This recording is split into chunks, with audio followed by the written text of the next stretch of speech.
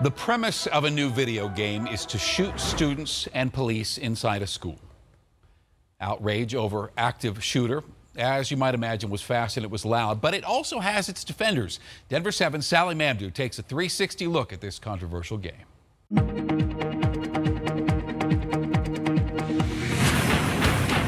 You're walking through the lens of an active shooter situation at a school, a video game that mimics a real-life school shooting where it's up to the gamer to pick, be the cops or shooter hunting down students. I have kids, and I feel scared every time I send them to school. So it was personal for me. Some context here over an issue that's been brewing for weeks. This Seattle mom doesn't think school shootings should be a game, given the latest school shooting tragedies in Florida and Texas. So she started a petition on change.org to stop the game's release. More than 200,000 people signed that petition, and that caught the eye of Valve, a software company that demoed the game on its Steam platform.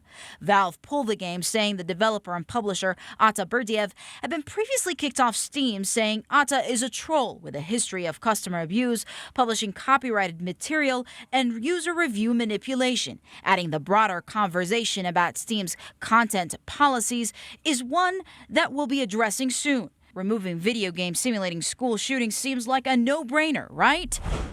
So now let's look at the flip side.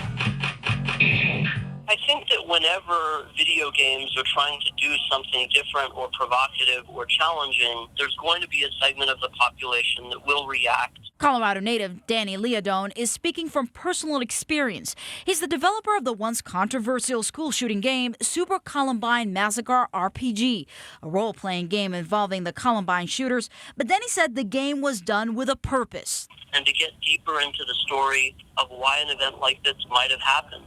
Things like social isolation, things like mental health, things like bullying, depression, easy access to firearms. Those are things that are covered throughout the game Super Columbine Massacre.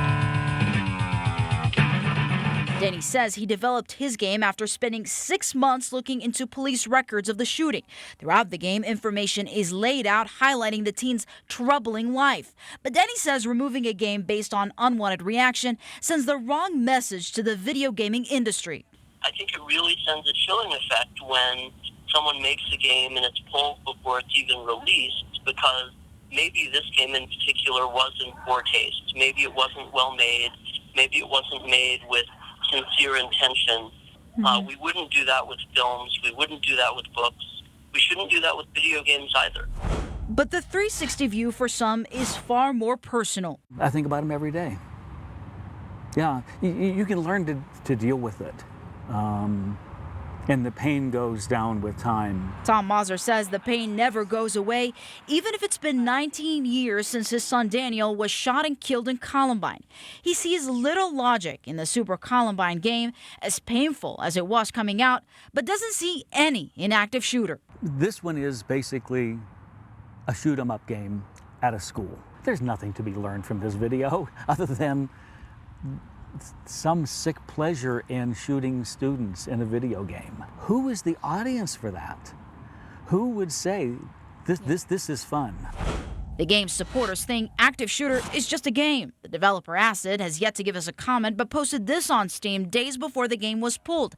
He asked gamers, quote, "How is active shooters any different from mentioned games? Yet games like Hatred, Postal, and Carmageddon are literally about mentally unstable people slaying dozens of people and just all bad."